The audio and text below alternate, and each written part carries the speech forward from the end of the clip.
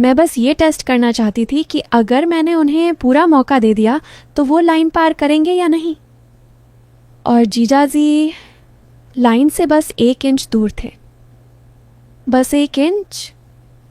मैंने उनका हाथ पकड़ी रीदा और बोली, जीजाजी आप सच में मुझे चाहते हैं? वो मेरे करीब आए, इतने करीब कि उनकी सांसें मेरे गाल पर लग रही थीं। मैंने भी आंखें बंद कर लीं। लगा कि अब जो होगा हो जाएगा। जब मैं दुपट्टा ठीक करती हूँ तो नज़रें अपने आप मेरी कमर पर टिक जाती हैं। मैं ज़्यादा कुछ नहीं बोलती, बस आंखों ही आंखों में बात कर लेती हूँ। गांव की हूँ पर थोड़ी शहरी भी हो गई हूँ। दीदी की शादी को 4 साल हो गए और मैं दीदी के घर आते जाते रहती हूँ। दीदी का नाम सोनू और मेरे जीजा, उनका नाम है करण। जीजा जी को देखकर कोई भी कहेगा कि बंदा बर्दा शरीफ है, पर उनकी आंखों में एक अलग सी चमक रहती है जब वो मुझे देखते हैं। मैं भी बनावटी शर्माती हूँ, पर सच कहूँ तो मुझे अच्छा लगता है जब वो मुझे घूरते हैं। अब आप सोच रहे होंगे कि रेखा तो शुरू से ही बड़ी थी तेज़ है, तो बात पिछले हफ्ते की है। दीदी को उनके मायके जाना था। मम्मी की तबीयत थोड़ी ख़राब थी। घर पर सिर्फ मैं और जीजा जी थे। दीदी ने फ़ोन पर मुझसे कहा, रेखा तू तो वैसे भी आ रही थी ना, बस 2-3 दिन रुक जाना, कर्ण अकेला बोर हो जाएगा। मैंने हंसते हुए कहा, दीदी जीजाजी बोर थोड़े होते हैं, वो तो अपना टाइम पास कर ही लेते हैं। दीदी हंसी, बोली, हाँ हाँ तू तो बड़ी समझदार है। मैं शाम को उनके घर पहुंची। जीजाजी दरवाज़ा खोलते ही मुझे देखकर ऐसे मुस्कुराए जैसे कोई बरसों बाद मिला हो। बोले, अरे रेखा आ गई, दीदी ने बताया था, आओ आओ अंदर। मैंने अपना बैग नीचे रखा और दुपट्टा सही करते हुए कहा, जीजा जी दीदी कब गईं? वो किचन की तरफ जाते हुए बोले, सुबह ही चली गईं। चाय बनाऊं? मैंने कहा, हाँ बनाइए ना, मैं भी आपके साथ पी लूँगी। अब जीजा जी चाय बनाने लगे और मैं उनके पीछे पीछे किचन में चली गई। मैंने पूछा, जीजा जी आप अकेले रहते हो तो खाना कैसे बनाते हो? वो हंसे, बोले, अरे बनाना तो पड़ी रहता है, पर आज तुम हो तो मैं सोच रहा था कुछ अच्छा बनाऊं। मैंने मजाक में कहा, अच्छा जीजा जी क्या बनाएंगे, कुछ स्पेशल? वो मेरी तरफ मुद्दे, आंखों में शरारत भरी, बोले, स्पेशल तो तुम्हारे लिए ही बनेगा, बोलो क्या खाओगी? मैंने होंठ दबाकर हंसते हुए कहा, जो आपकी मर्जी, मैं तो आपकी मेहमान हूँ। चाय बनाते बनाते बातें होने लगीं। मैंने देखा जीजाजी बार बार मेरी तरफ देख रहे थे। मैंने जानबूझकर अपना दुपट्टा थोड़ा सा सरका दिया जैसे गर्मी लग रही हो। वो बोले, रेखा तुम तो बढ़ती गर्मी लगती हो हमेशा, दुपट्टा भी ठीक से नहीं रहता। मैंने शर्माते हुए कहा, जीजाजी आप भी ना, मैं तो ऐसे ही हूँ। वो हंसे, बोले, हाँ हाँ हाँ पता है मुझे, रात का खाना हमने साथ खाया। खाना खाते वक्त मैंने जानबूझकर जीजाजी के हाथ से रोटी ली। उंगलियां थोड़ी छू गईं। मैंने एकदम से हाथ पीछे नहीं खींचा। वो भी ऐसे ही देखते रहे। मैंने कहा, जीजाजी आपकी रोटी बहुत अच्छी बनती है। वो बोले, तुम्हारी उंगलियां भी बहुत नरम है रेखा। मैंने आंखें नीची कर लीं, पर होंठों पर मुस्कान थी। खाना खाकर हम हॉल में बैठे। टीवी पर कोई फिल्म चल रही थी। मैं सोफे पर बैठी थी और जीजाजी मेरे बगल में। बीच में थोड़ी दूरी थी, पर हवा में कुछ अजीब सा था। मैंने कहा, जीजाजी दीदी कब आएंगी? वो बोले, परसों तक। मैंने मजाक में कहा, अच्छा हुआ दीदी चली गई, वरना मुझे तो आप कभी इतना टाइम नहीं देते। वो मेरी तरफ पूरी तरह मुद्द गए। बोले, अरे रेखा तुम्हें लगता है मैं तुम्हें टाइम नहीं देता? तुम बोलो तो मैं पूरा टाइम तुम्हारे साथ ही रहूं। मैंने हंसते हुए कहा, जीजाजी आप भी ना, दीदी को पता चलेगा तो डांटेंगी। वो बोले, दीदी को क्या पता चलेगा, हम तो बस बातें कर रहे हैं। रात के 10 बज गए थे। मैंने कहा, जीजाजी मैं सोने जा रही हूँ। वो बोले, हाँ जाओ, पर कमरे में पंखा ठीक से चल रहा है ना? मैंने कहा, हाँ ठीक है। मैं अपने कमरे में चली गई। बिस्तर पर लेटी तो नींद नहीं आ रही थी। मुझे लगा जैसे जीजाजी भी सोए नहीं हैं। थोड़ी देर बाद मुझे लगा दरवाजे पर कोई है। मैंने धीरे से आवाज़ दी, जीजाजी? वो बोले, हाँ रेखा मैं था, बस देख रहा था तुम सोई या नहीं। मैंने कहा, नहीं सोई, आप अंदर आ जाइए ना। वो अंदर आ गए। कमरे में सिर्फ एक छोटा सा बल्ब जल रहा था। वो मेरे बगल में बिस्तर के किनारे बैठ गए। मैंने पूछा, जीजा जी आपको नींद नहीं आ रही?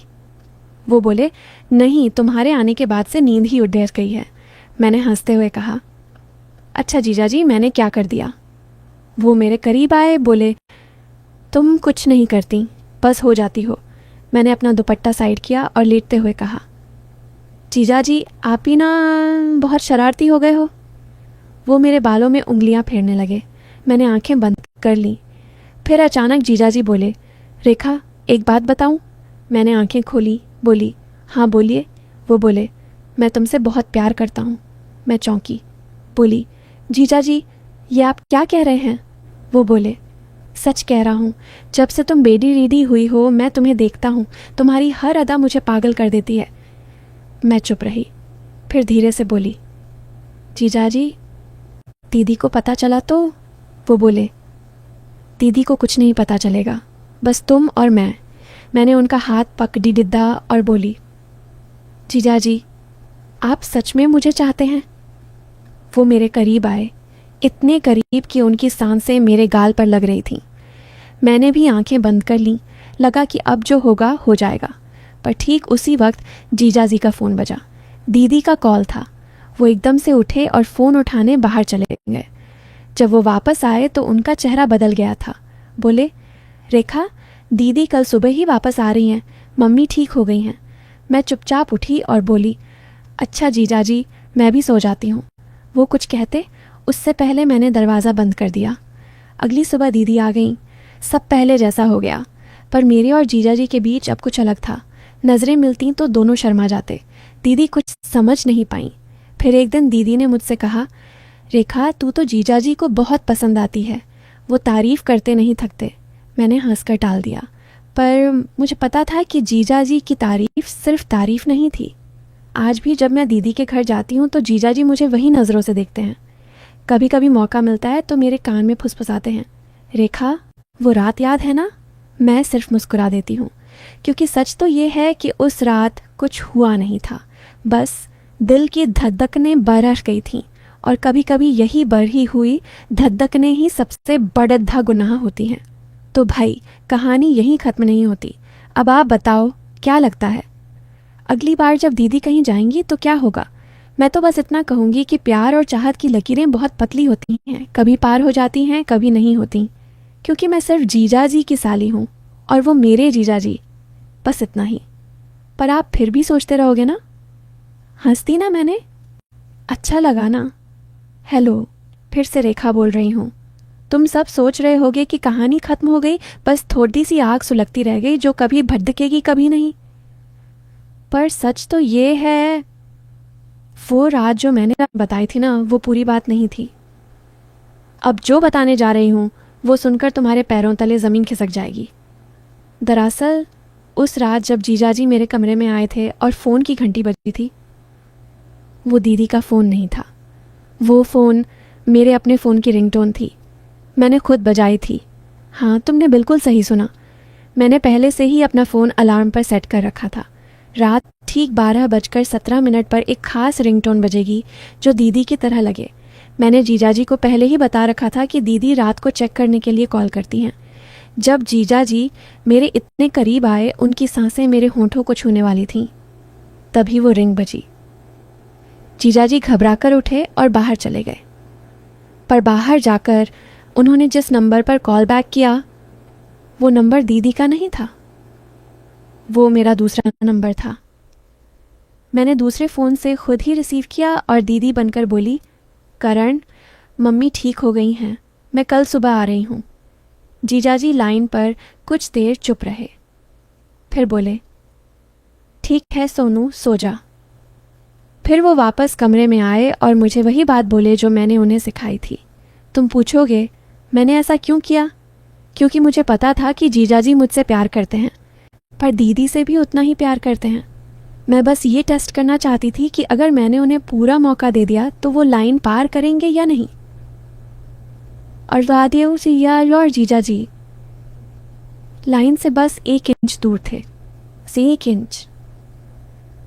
अगर उस रात फ़ोन न बजता तो शायद आज मैं तुम्हें ये कहानी सुना ही ना रही होती, या फिर बिल्कुल अलग कहानी सुना रही होती। पर मैंने फ़ोन बजने दिया क्योंकि मैं साली हूँ, पर दीदी की छोटी बहन भी हूँ, और कुछ रिश्ते बस आग के इतने करीब पहुँचकर भी जलने नहीं चाहिए।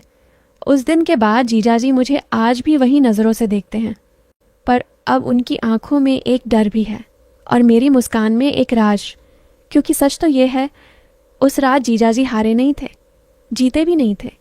बस मैंने उन्हें बचा लिया था, खुद से और दीदी से। तो अब बताओ, हीरो कौन था उस रात, जीजाजी या मैं? अब सोचो ज़रा, अगली बार जब मैं दीदी के घर जाऊंगी तो फ़ोन बजाऊंगी या नहीं? मुस्कुराई ना? अब ये राज सिर्फ तुम्हारे और मेरे बीच है। शिप, किसी को बताना मत। हाँ हाँ, अब तुम लोग तो पूरी तरह हिल चुके हो ना? मुंह बंद ही नहीं हो रहा होगा अभी तक।